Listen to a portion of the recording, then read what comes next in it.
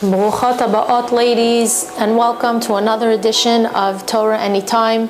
Thank you so much for tuning in, the viewers out there, and of course, the ladies here who join our Ohel Sarah family.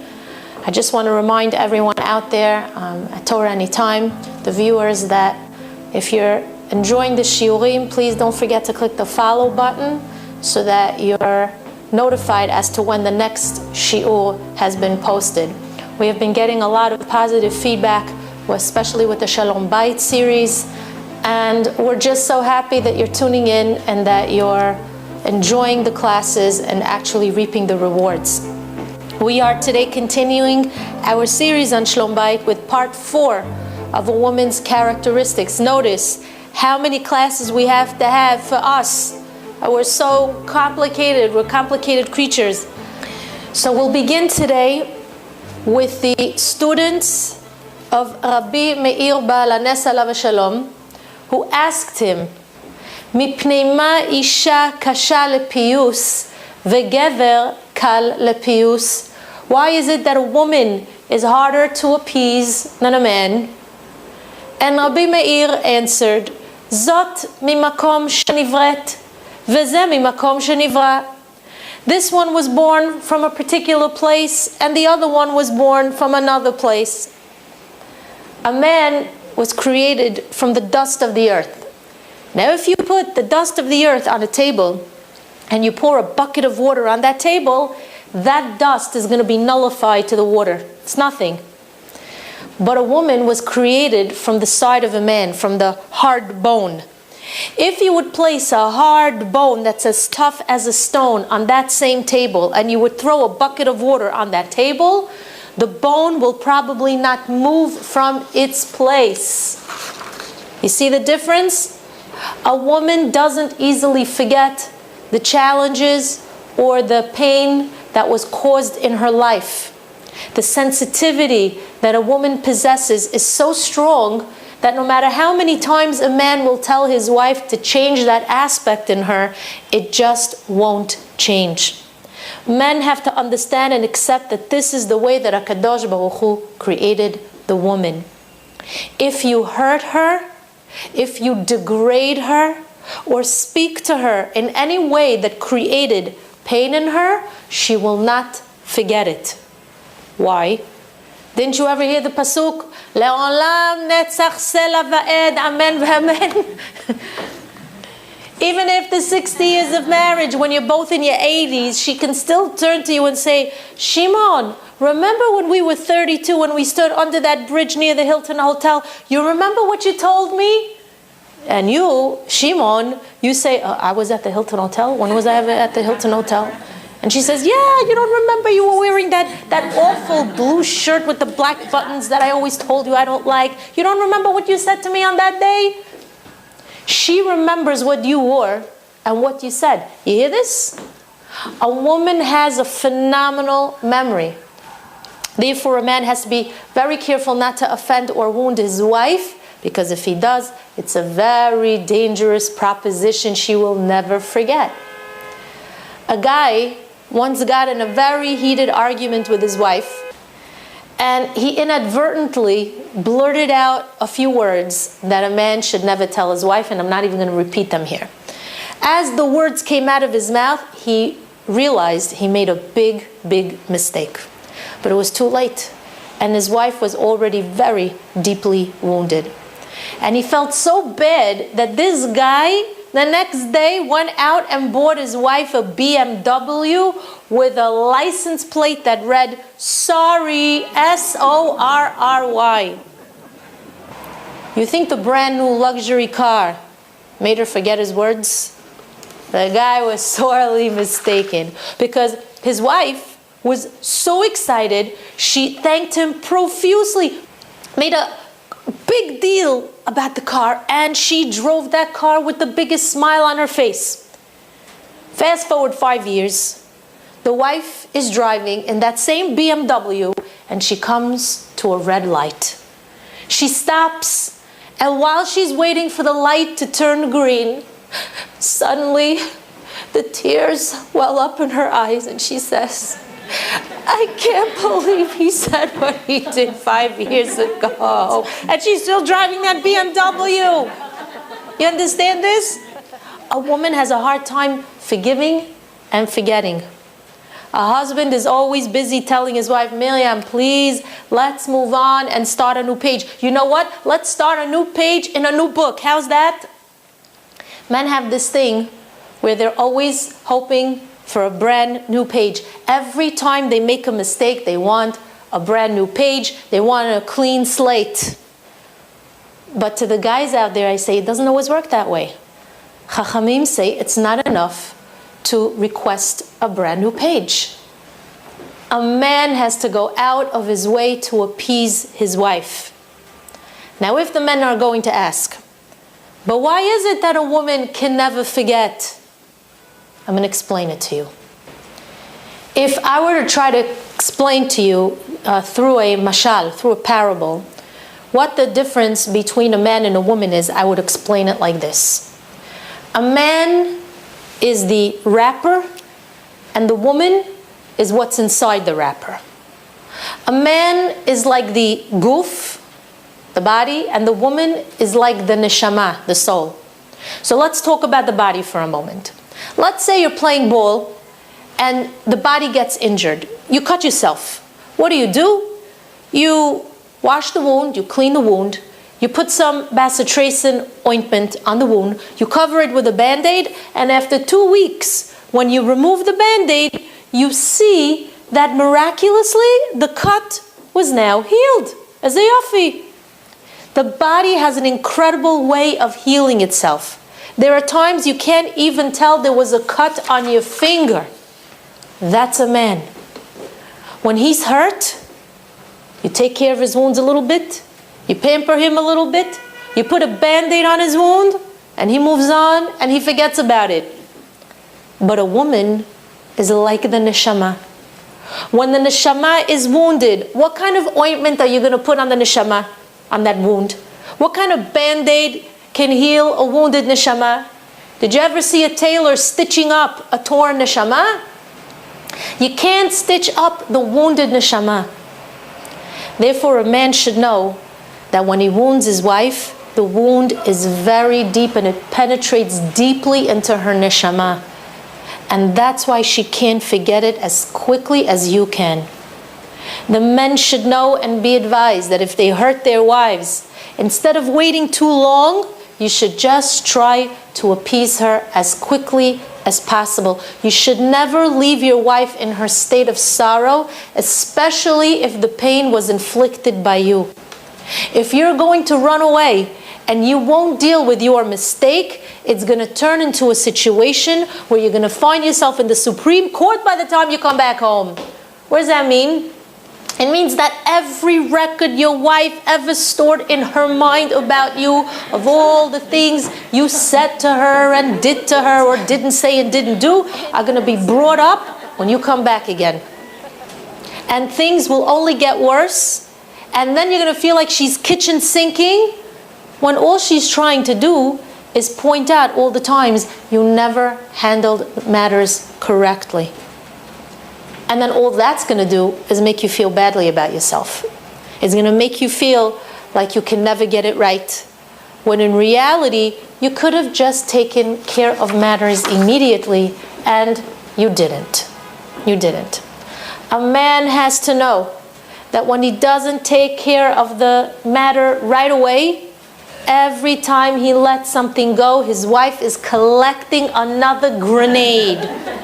What happens when one day she decides to use all those grenades? What a war you're going to have on your hands. You sit there wondering, where is all this animosity and anger coming from? Why is she firing away at me like that? It's not from now. It's from all those times that you let things go. It's from all those times that you didn't take care of the situation the right way. It's from all those times that you should have appeased her with words of love, with encouragement, with positive actions. And instead, what you do, you brought her a box of chocolates and a nice piece of jewelry, some flowers, and you thought, that's it, it's going to be over. Therefore, to the men, I say, Whenever you get into an argument with your wife and you say things or do things that you shouldn't have said or done, you should immediately appease her. Now to the women, I'm going to tell you like this.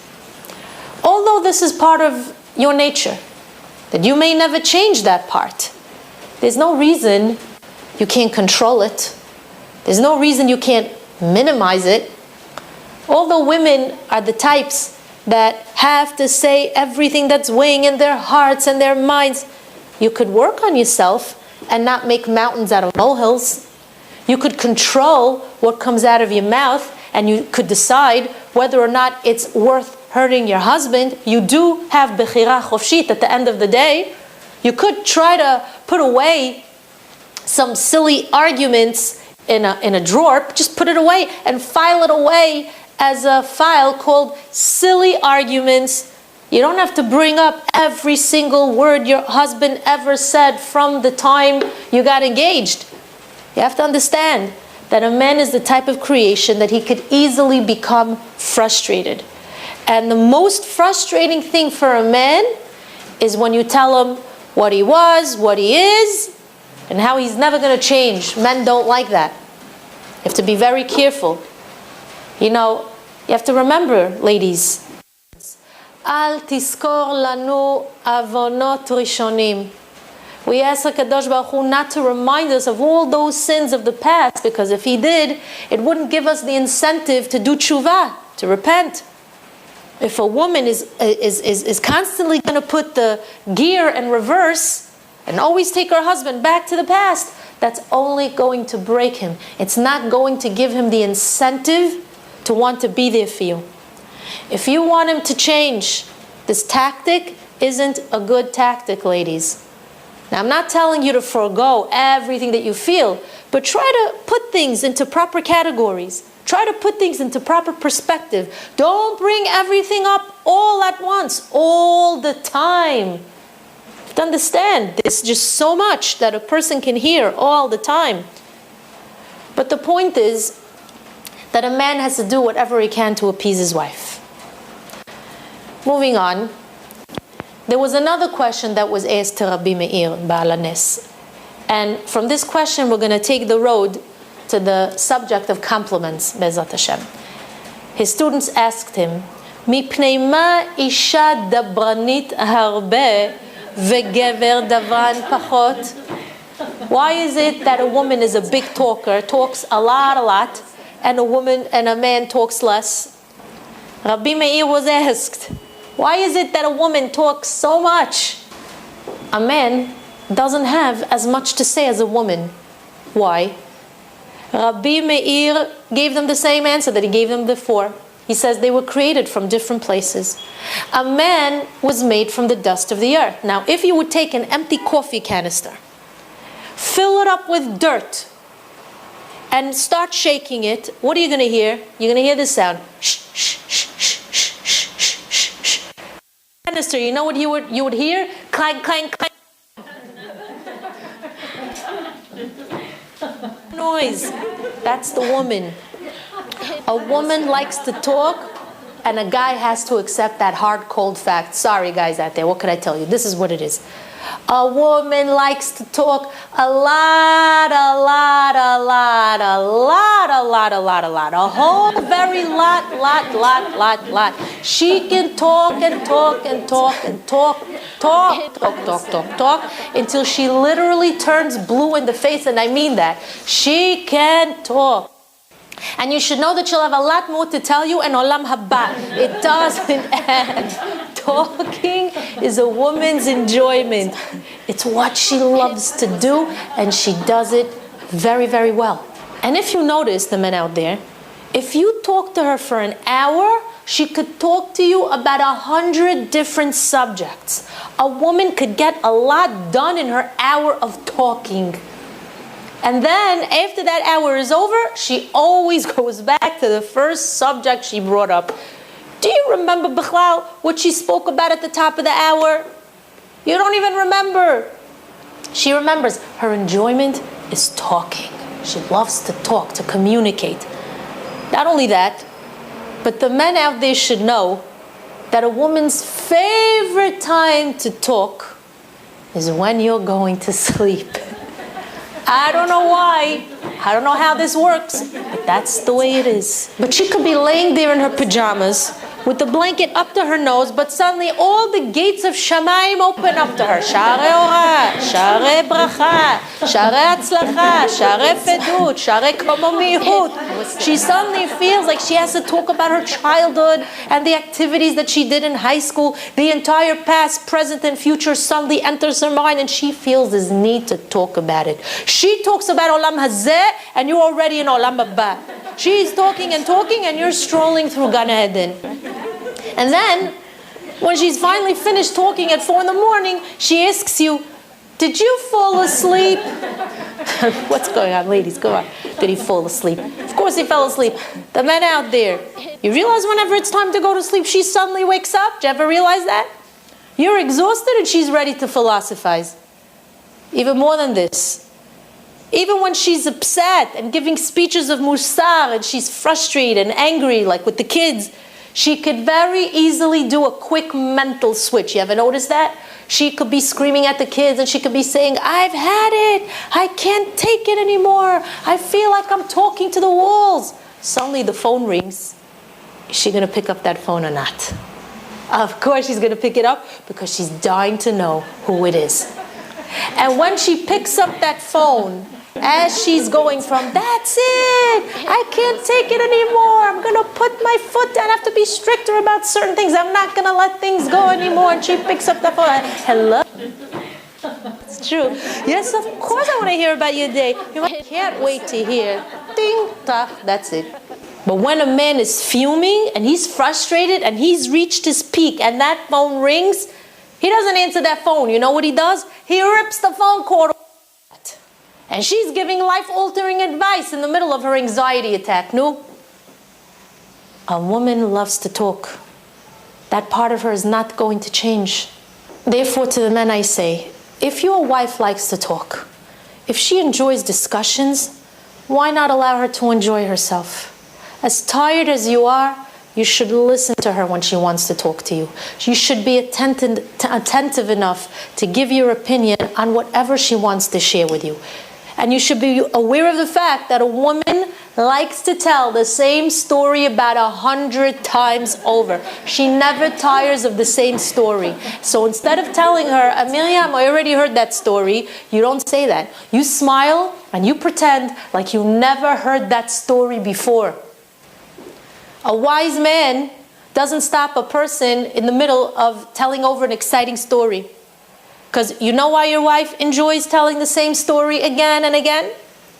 Because every time she tells it, it's like she's reliving that story all over again, but from another angle.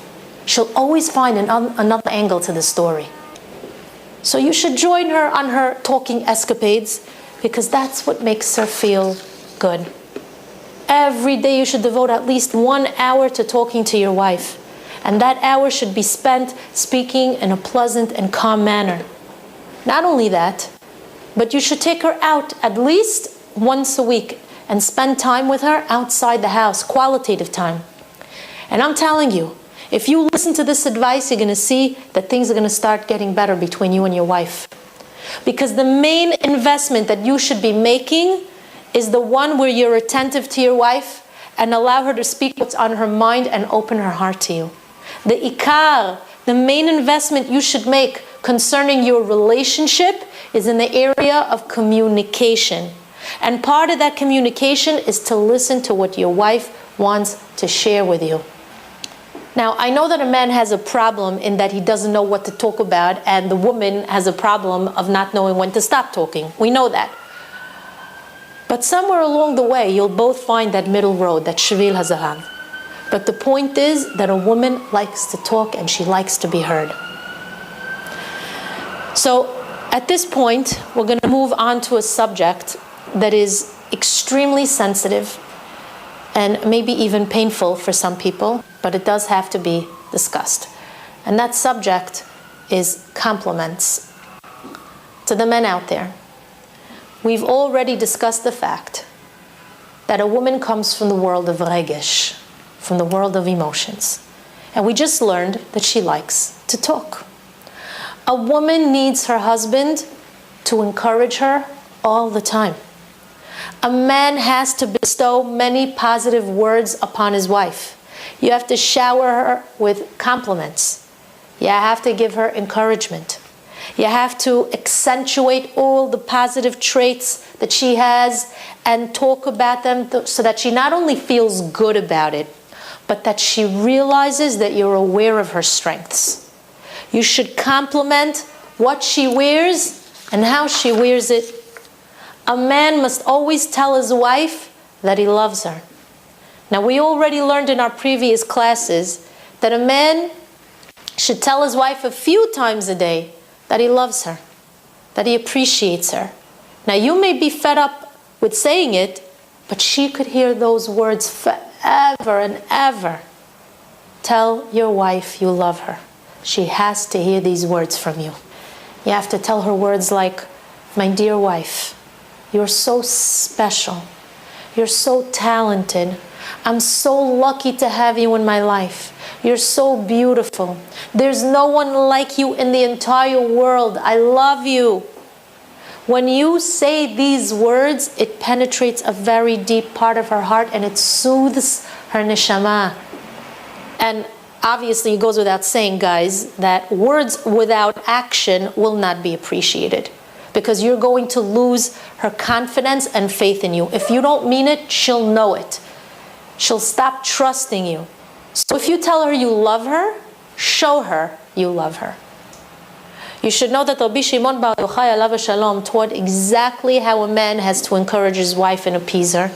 He gives the man advice on the words he should speak with his wife in order to bring her heart closer to his.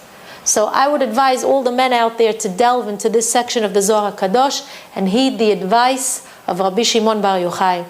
Because your words of endearment fill your wife with love. Your words fill her heart with hope and a desire for you. So let me tell you a story that I heard from a rabbi in Yerushalayim who told this story about one of his students in the Kollel, one of the Avrechim. Whoever knows the yeshiva world and authentic yeshiva boys knows that they don't engage in any kind of contact with girls before dating. They're extremely careful in this matter and they guard themselves from averot that could chas v'shalom come to pass. And we have to commend these yeshiva boys, ladies, because you know what's going on out there in this generation? You don't want to know the lack of tzniut and disrespect that's taking place by young religious men and even women. But anyhow, we have to commend these yeshiva boys for being careful, for guarding their eyes, to commend them. But anyway, there was a young Yerushalmi boy who got married, Baruch Hashem. 3 months after the wedding, he calls the rabbi to inform him that's it, he's getting divorced. So the rabbi asked him, and he said, why? What's going on? And he says, Rabbi, either she's crazy or I'm crazy, but I have to know. Is it normal that she wants to shop all the time so much? And the rabbi said, yes, it's normal. So the boy says, Rabbi, I mean, I understand you tell me it's normal, but let me tell you what's going on with my wife. He says, as you know, I'm sitting and learning in the kollel. I don't come home with so much money at the end of the month. We make ends meet. And my wife, every other day is buying a new article of clothing. Rabbi, you have to understand, I'm not a wealthy man. And this shopping spree is putting my account in a terrible minus, and I can't seem to get out of that minus. Rabbi, I got to get divorced. I can't handle this. So the rabbi heard him out, and he says, listen, the fact that a woman likes to shop is very normal. But seems to me, from what you're telling me, that if she's buying clothing every other day, it's really, she's exaggerating. So the guy says, oh, you see, I knew it. So we have to get divorced, right? And the rabbi said, chas v'shalom, there's a cure for this dilemma. I'm going to tell you what to do. The next time your wife buys something new, before she leaves the house, tell her, my dear wife, you know how beautiful you look in the brand new sweater you bought? You look gorgeous. The guy couldn't believe it. He says, Rabbi, what kind of advice is that? Tell me you want me to die of a heart attack? I'm telling you I'm in a minus, and you're telling me to tell her she looks beautiful in that brand new sweater? Plus, Rabbi, I'm not the type to be so expressive. I just can't. I'm not built that way. I'm not the most expressive guy on the planet. So the rabbi said, listen, you came to me for advice, you have to listen. Because if you don't say you pay, you're going to have to keep paying for her clothes if you don't push yourself to the limits and be expressive. You want to do it, do it. If you don't, what could I tell you? And with that, the young man hung up. 3 months after that call, the rabbi met his student on the street. So he asked him, by the way, whatever happened with the whole situation with your wife? And the young man said, Rabbi, after that phone call, I felt I had no other choice, so I listened to your advice. One day, she came home with a new dress. And you should know, Rabbi, my heart was beating so fast from the stress, but I managed to calm myself down. And with every ounce of strength that I had in me, I mustered up the courage to say to her, my dear wife, do you know how beautiful you look in that dress? Rabbi, believe me, I don't know what happened, but she was cured from this shopping frenzy. Completely cured. But now there's another problem, Rabbi. Yeah, what's the problem? From that day until now, she only wears that dress. You see what a compliment from a man is capable of doing? The Chazon Ish, alav shalom, once explained, the nature of a woman is to be dependent on her husband. Ve'elav eineha nesuot. Her eyes are constantly looking up at him for comfort, for support, for love, for encouragement. The men should know this. Your wife wants you to provide her with compliments. She wants you to praise her, and she wants you to fill her heart with warm and passionate words. There was once a man who told his rabbi, Rabbi, what should I tell you? I'm not capable of using flowery language and being so warm and passionate with my wife. I'm being honest with you, Rabbi. It's not my personality. I'm not the most warm or the most tender person out there. I have a problem in that I can't speak such words of closeness, especially not passionate words. I didn't grow up that way. I grew up in a very, very hard, cold, core family. And that rabbi replied with a very serious look on his face. And he said to this guy, woe to the husband whose wife has to hear complimentary words and passionate words from the grocer, from the baker, from the shoe salesman. Oy vavoy lecha, woe to you if these total strangers have to be the ones to provide your wife with warm words and a passionate heart. I tell you, he tells the boy, I tell you that this is going to be the beginning of the end of your shalom bayit, and eventually the end of your bayit, the end of your marriage. So I want to address not only the positive words idea, but also words that create pain and destruction. I'm referring to what we call verbal violence. See, there are two kinds of verbal violence. One kind is the kind that you find in the streets, where a person, hopefully it's not a husband, uses foul language, swears, speaks in an unclean fashion. That's one kind. The second kind of verbal violence is called silence. And today we're going to address the silent treatment. There are some men out there who, I don't know where they learned this from. I don't know which university they picked this up from. I don't know what movie, if they ever watched a movie, how they picked it up. I don't know if they learned it at home. But these men decide that they're going to give their wives the silent treatment for days and sometimes weeks in order to teach her a lesson. The men should know that the greatest form of punishment that a man can inflict on his house, the greatest form of abuse, is the silent treatment, ignoring the wife. Because being that we just learned how a woman needs to communicate and how much of that communication makes her feel connected to her husband, the last thing a man should do is give his wife the silent treatment, because what he's doing in essence is disconnecting her from her source of energy. A man has to know that if he's going to pursue the silent treatment, if he continues to ignore his wife and not speak with her, some other guy is going to initiate a conversation and pique her interest and curiosity. If your wife is going to start receiving warmth and attention from other men, how long do you think her heart is going to remain with you? Her heart is going to gravitate to the one who's filling it with beautiful words, with encouragement, with passion, with sensitivity, with concern, with thoughtfulness. You have to understand that since a woman comes from the world of regesh, of emotions, your wife is going to gravitate to those who provide emotions, to those who provide her with compliments, with encouragement.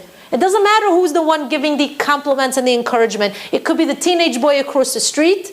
It could be your business partner. It could even be the Mexican delivery boy. Lo alenu. I'll give you an example. A man who hasn't eaten in 3 days, the first chance he gets, will he run to the nearest falafel stand or to a furniture shop? Obviously, you're going to run to the falafel place, no? Not only that, but while you're passing by all those other food places, just the scent of all that food invigorates you, and you walk as fast as you can so that you could get to the falafel place as quickly as possible. When you're hungry, the only thing you can think of is running to the nearest place that's going to provide you with food that's going to satiate your hunger pangs. And the same is true with a woman, except that by a woman, it's not her stomach that's hungry. It's her heart. It's her emotions that are growling.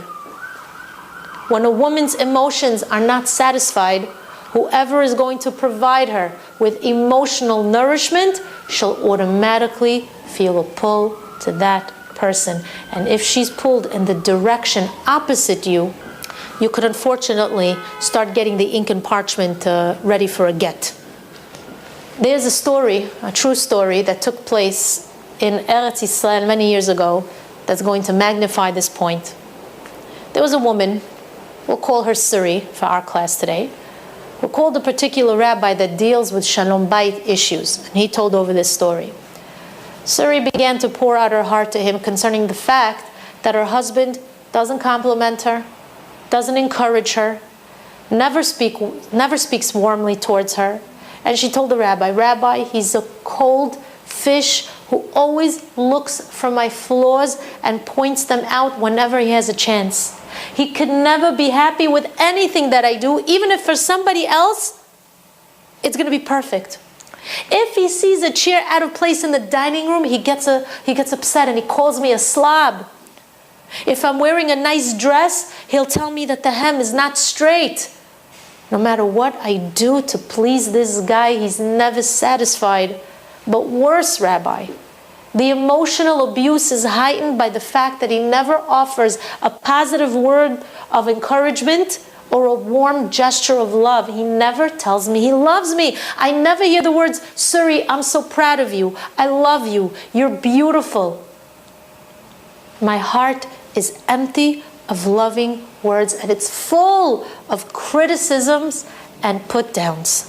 And worst of all, Rabbi, if he really gets upset with me, he could give me the silent treatment for days and sometimes for weeks." And Suri told the rabbi, "That's it, I can't take it anymore." The entire household is walking around sad and dejected. The children are lacking self-confidence and their self-esteem is shot. And she said she doesn't feel like a person anymore. She feels like this degraded and emotionally beaten woman. And then she confessed to the Rav the following. One day, Suri went to work. But this time, she walked in with a sad face. All those years she walked around pretending to be a happy woman, when deep down she was suffering emotionally. But that day, she didn't have the strength to pretend, and her face showed that obviously there was something wrong. She sat at her desk, staring at an empty paper that she was doodling on. Just then, her supervisor, we'll call him Dudi for our class today, he himself was married with 2 kids. He noticed that Suri looked sad. So he stopped by her cubicle and he said to her, Suri, lama naflu panayich? Why do you look so dejected? Why do you look so sad? And, she started to rattle off a whole bunch of excuses. And she ended her sentence with, you know what, I must be coming down with something. But he didn't buy it. And he said, Suri, you're not coming down with something. You're upset. You're sad. Should I buy you a cup of coffee? She said, no, it's okay, thanks, thank you, I'm okay, I'm fine. But Dudi didn't listen. He went and he bought her a cup of coffee. He gently put it down on her table and he said, Suri, please drink. Suri thanked him, proceeded onward with her workday. He went to his office, she continued her work, and she went home. I asked the men out there, what happened that day at Suri's work? You know what happened? A strange man bought your wife from his own money a cup of coffee. Some men say, so what? So what? Big deal. And you might be right. It seems like a very kind and thoughtful gesture, right? I mean, he was caring for her. However, you have to be aware that HaKadosh Baruch Hu created in a person a certain nature. The nature of a person is such that when someone gives us something, we want to return the favor and give them something back. Dudi gave Suri something, and now Suri is going to want to return the favor. Now you may or may not agree, but it could very well be that from that one gesture of buying Suri a cup of coffee, some kind of connection was just made between her and the supervisor. Let's continue with the story. The following day, the same thing happened. Suri went to work, feeling sad from the lack of warmth and uncomplimentary words. And again, Dudi noticed that something was amiss. This time, he didn't even ask her if he should buy her a cup of coffee. He just went to buy the coffee and he put it down. Suri was very appreciative of this very kind and thoughtful gesture. Again, she thanked him. She proceeded with her workday. He went to his office. She went home. I'm going to ask the men again, what happened at work today with your wife? Your wife began to feel a connection to another man because of 2 cups of coffee that he bought her. And now your wife feels a need to return the favor not once, but twice. The 3rd day, the same thing happened. Suri's husband, once again, began his morning with put-downs, criticism, no loving words. And once again, Suri went off to work, feeling miserable. Dudi saw her again in her state of sorrow, and he says, wow, there must be really something awful going on with her. She's like this already a couple of days. And he went and he bought her a cup of coffee. But this time, he also brought along with him an extra chair. He put the coffee on her desk, the chair next to her, and he sat down and he said, Suri, I hate seeing you like this. I want to help you. Please, feel free to tell me whatever's weighing on your heart. I'm here for you. And then he said the words that finally broke her silence and opened her heart to him. He said, Suri, you're such an excellent worker. You're so talented and you have so many good qualities. Why are you feeling so down and out about yourself? Wow. All Suri had to hear were the words, you're an excellent worker. You're so talented, and the waterworks turned on. She started to cry and she thought to herself, look at what's going on over here. For 20 years, I'm married to a man who never told me I was excellent in anything I did.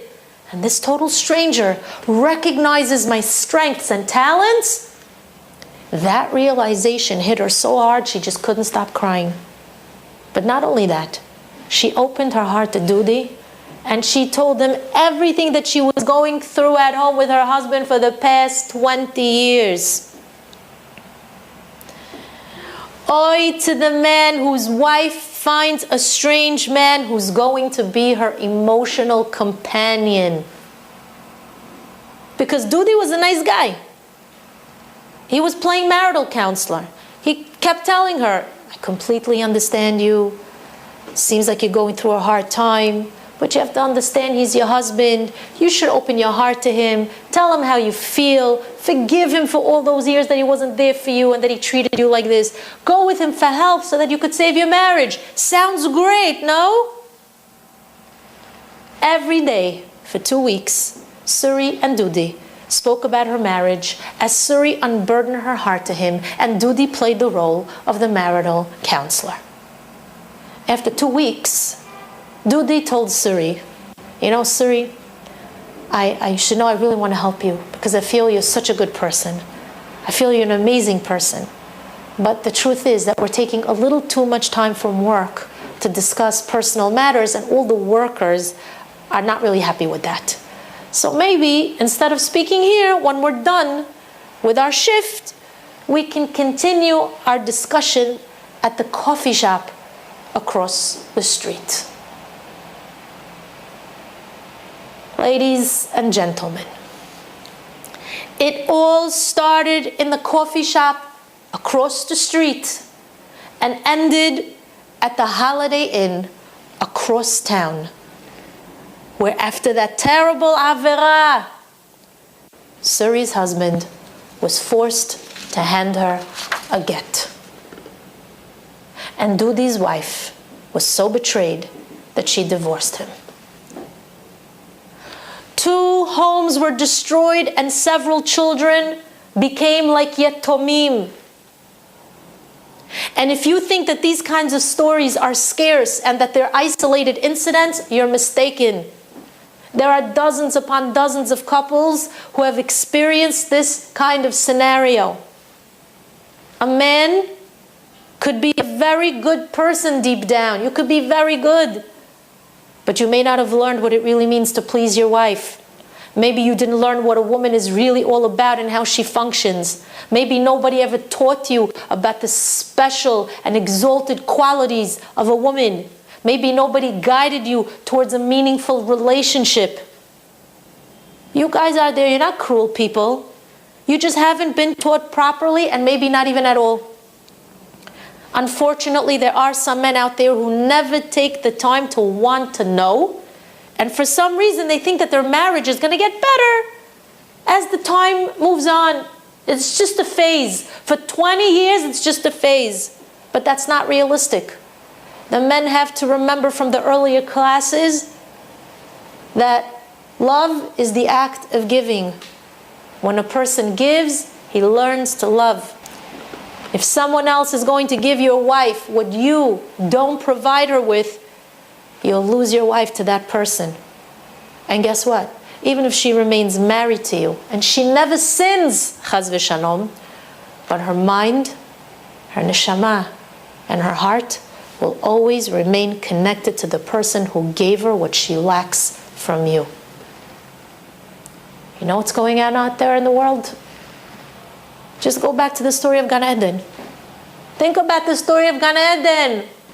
There was only one man in the entire world, one woman in the entire world, and one Nachash.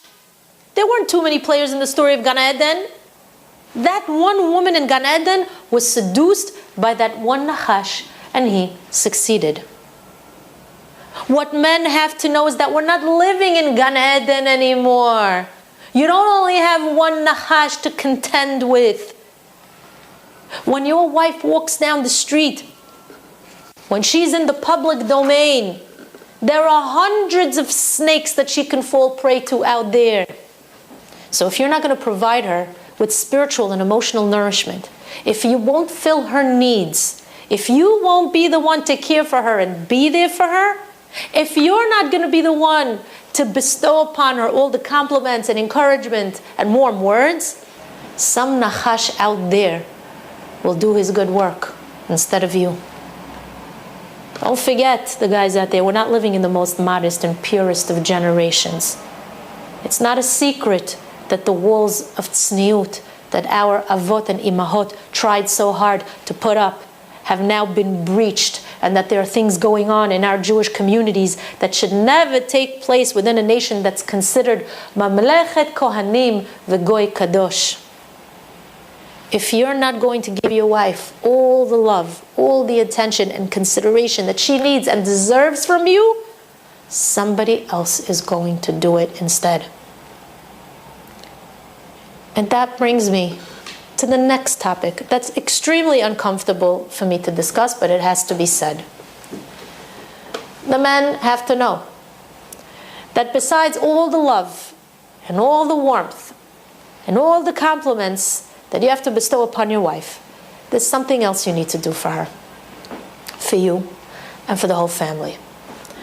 We learned in the previous classes that you offered your wife a round ring when you married her, and she walked around you 7 times under the chuppah to symbolize the fact that she's your protective wall of defense and that you are hers.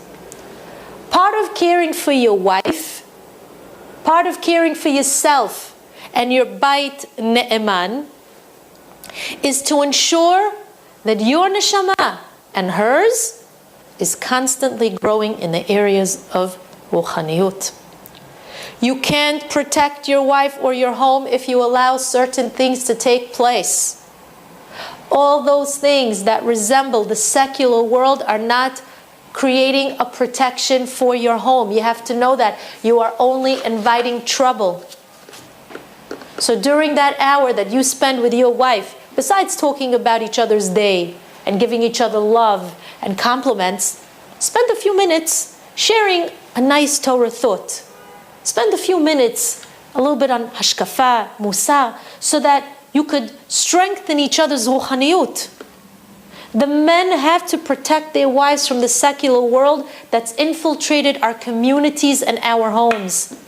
You know, I find it very hard to digest the fact that a religious Jewish man would want and allow his wife to leave the house looking so immodest. It's hard for me to digest that fact. Why would any man want that? That's how you protect your wife? That's how you help your neighbor's wife?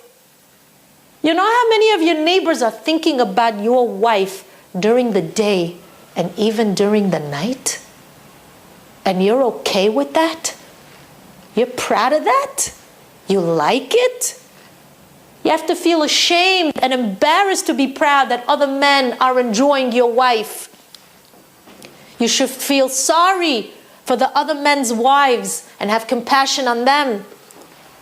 Men should never want or permit their wives to roam the street, to enter a shul, to enter a simcha hall, or wherever else, looking immodest and unrefined.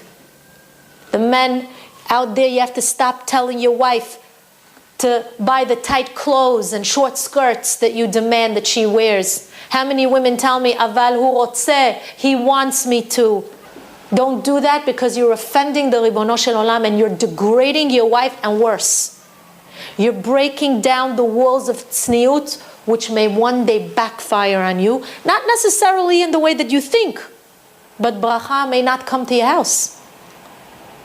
So make sure that your wife covers her hair appropriately.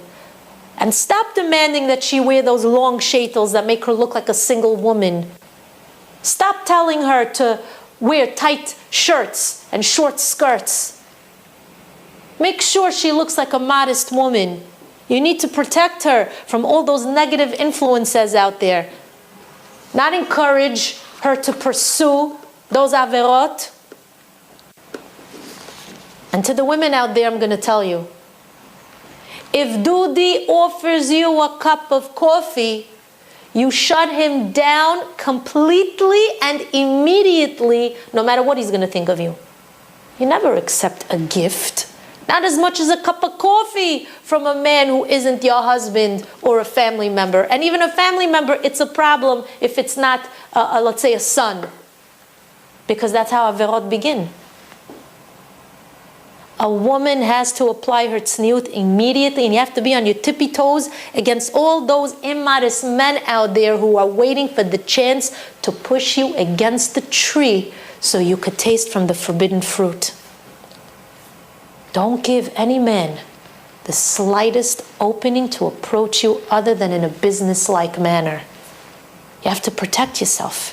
You have to protect your husband and your tzniut. When you go out to the street, when you go out to a simcha, to work, wherever you go, you need to look refined, attached, unavailable to anybody but your husband, and you have to give that impression. But when you dress in an undignified manner, in a manner that's immodest, in a manner that calls attention to you, in a manner that doesn't represent the kedusha of a bat melech, you don't know how many homes you're inadvertently destroying. And I'm going to give you an extremely graphic example so that you understand this point, because it's very important for the women to understand this point. And it's going to be an exaggerated point, but it has to be made. Imagine you're at a wedding and you're outside the hall now. You're making a call, you just finished the call, and your neighbor, somebody you know, approaches you because he thinks he can, which is already a problem. And in the most unrefined way, he says to you, Miriam, I don't know if I could say this. I think I could say this, but I just want to tell you, you look so good. The truth is, you always look good. You know, I just want to tell you, Miriam, you're always in my thoughts, all the time. Actually, you're not just in my thoughts. My body reacts when I think of you. Your husband is one lucky guy. And he walks away. What would you think and feel at that moment if another woman's husband said that to you? Would you feel good? I hope not. Now I know you're thinking, I know what you're thinking. What an exaggerated example. No man would ever come to me and tell me such a thing. He'd have to be crazy to approach me and insinuate such a crazy thought, knowing that I'm married and that he's married. Ladies, you're so right. He may not approach you or insinuate it, but believe me, he's thinking it. And that was the point of my example. He's thinking it. And the reason he's not going to say it is because he doesn't want to get into trouble with your husband, and certainly not with his wife. But he's thinking it. He's feeling it. His body is reacting to you. When he's with his wife, you may be the one who's on his mind. He's not going to tell you, but he's experiencing it. So stop putting stumbling blocks in another man's path. Stop attracting other women's husbands. It's not fair.